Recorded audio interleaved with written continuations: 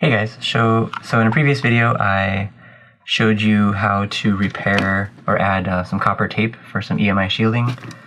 I'm going to show you how to take apart your Game Boy and add that from start to finish. So first you want to remove the top two screws. These are the ones that are screwed into the screw brackets, so they're a lot shorter and you want to be a little bit more delicate with those.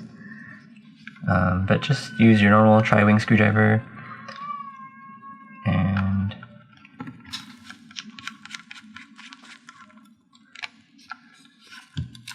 just like that. And these two are shorter than the bottom two, so you want to keep those separate. And then the bottom two are just like normal.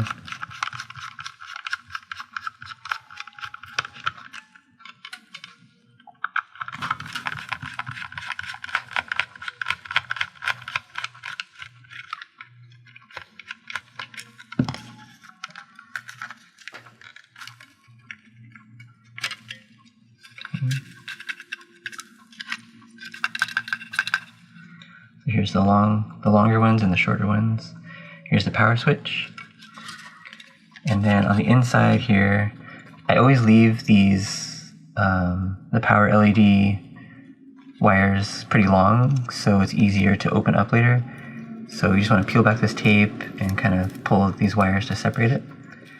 So that way if you remove the motherboard, it's going to be attached, but you can have some little bit of freedom there. And then if you have an El Clono installed, which is probably why you would want to be installing this copper tape, you're not going to have a screw in the middle here, it's just going to be on the two sides. So this one is just a normal Phillips.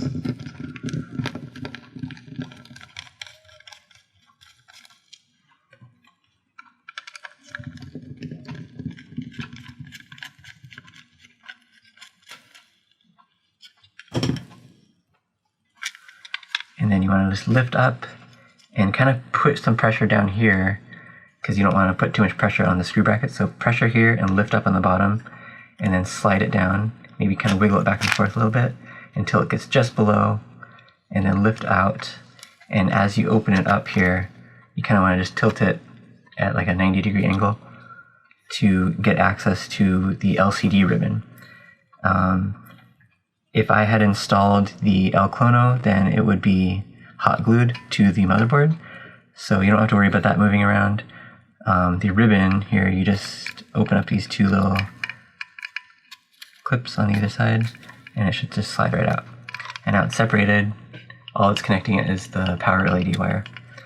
A couple things I needed to do on this one was align the screen a little bit better, and I was going to replace the buttons, so you're probably not going to be doing that, but that's something that I'm doing.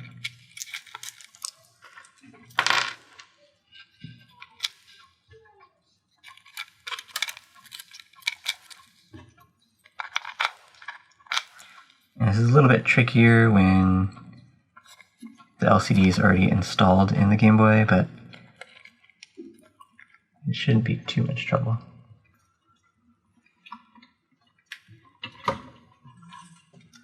Okay, so take your copper tape, and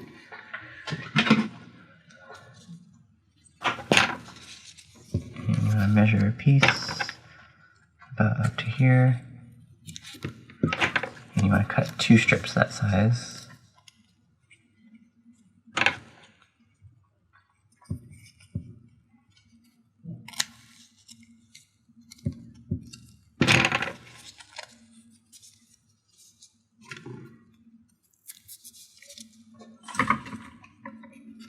And then you want this to be the same width as the ribbon, so you want to trim this a little bit narrower. Just about that much.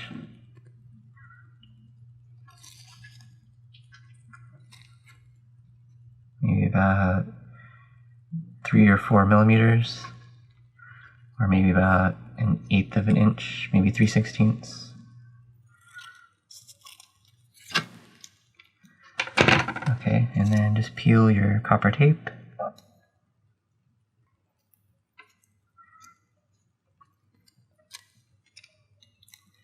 Make it nice and straight.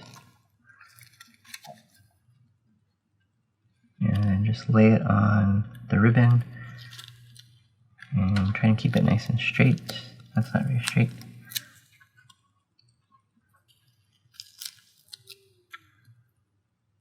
just like that. And just press it down onto there. And then the same thing on the back side.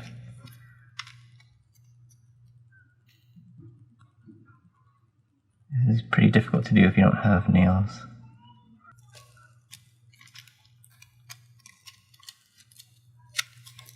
Okay. You want to make sure not to cover the pins, of course.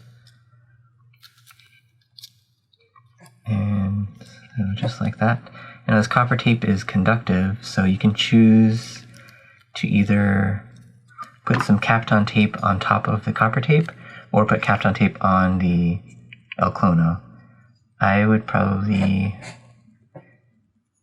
typically I think it might be easier just to put it on the El Clono, but in this case I'm just going to put it on the ribbon itself. And again, this is kind of wider than the ribbon, but for the kapton tape it doesn't matter too much just because it's not very thick.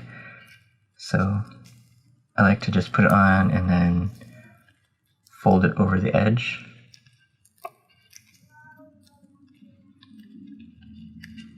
Just like that. And I'll just put it on both sides, just in case.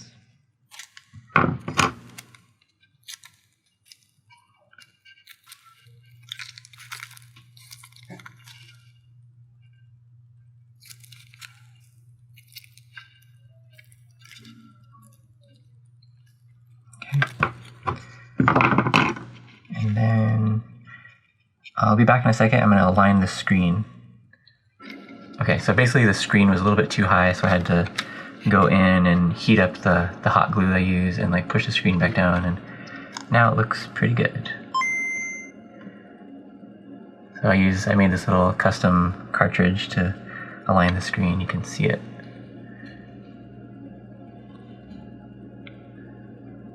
So you can see I made just like, basically I made a black border and just helps align the screen. And I like to have the screen slightly, because you think about it, when you hold a Game Boy, you're going to be kind of like below it looking upwards at it. So if you tilt it kind of down, you want the screen to be kind of where you can see that top line. But anyway, that's probably a topic for another video. So to reinstall the motherboard and put everything back together, let's see. Oops.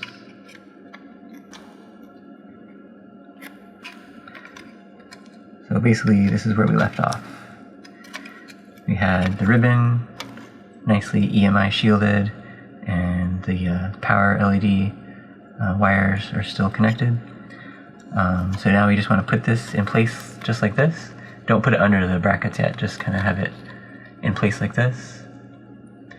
And then you want to make sure these little locks are open for the LCD ribbon to plug into the El Clono. Just like that, open all the way. And it's a little bit tricky, but you want to take the ribbon and plug it in. And as soon as it's all the way in, then you want to lock it down.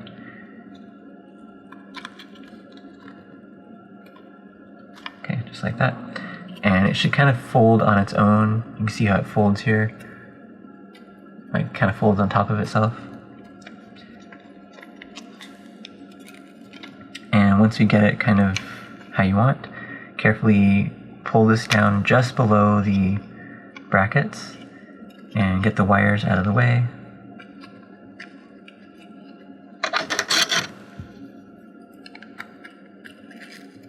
Just like that. Now slide it underneath the brackets, just like that, a little bit more, there. And everything should kind of line up. And you can kind of double check to make sure that your button membrane pads are lined up.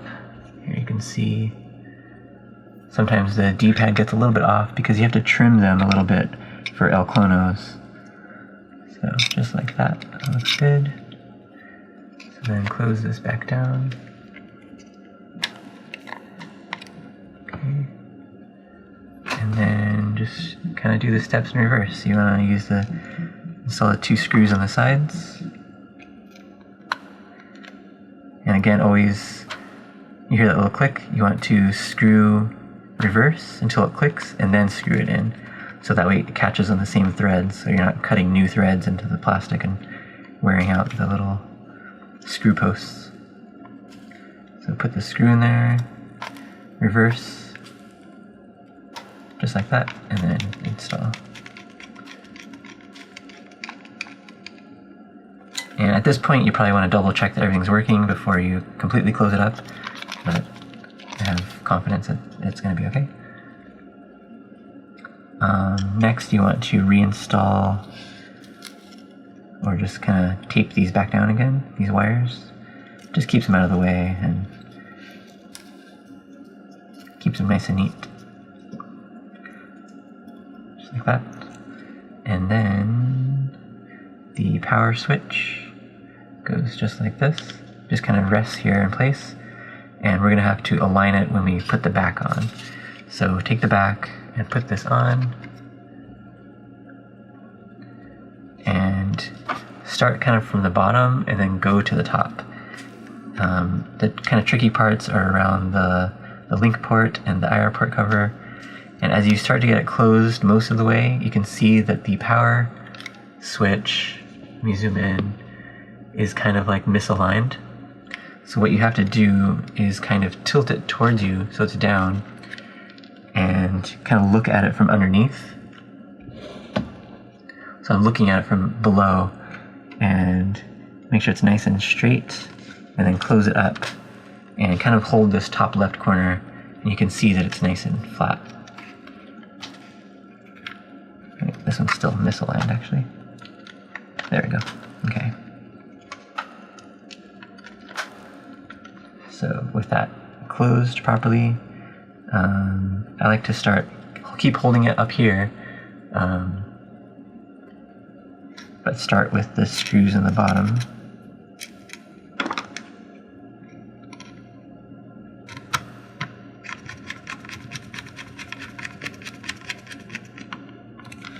And then maybe one on the top here. And remember to use the short screws on top. These aren't really going to click because they're going into the screw bracket, so just kind of start gently and it will find the same threads. And you don't want to tighten them too tight, you just want to feel until they're tight enough. You know, you'll feel it start to get tight. If you over tighten these, it could strip the screw brackets. The screw brackets are ABS plastic just like the shell, but they're a lot thinner, and you just want to be a little bit more fragile, delicate with them because they're a little more fragile.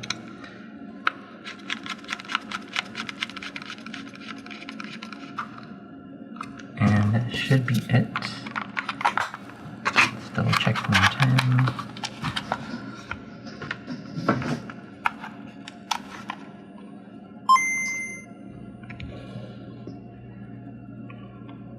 And it looks really good.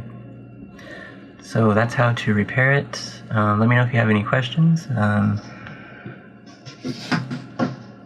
And yeah, I guess that's it. I'll see you guys next time.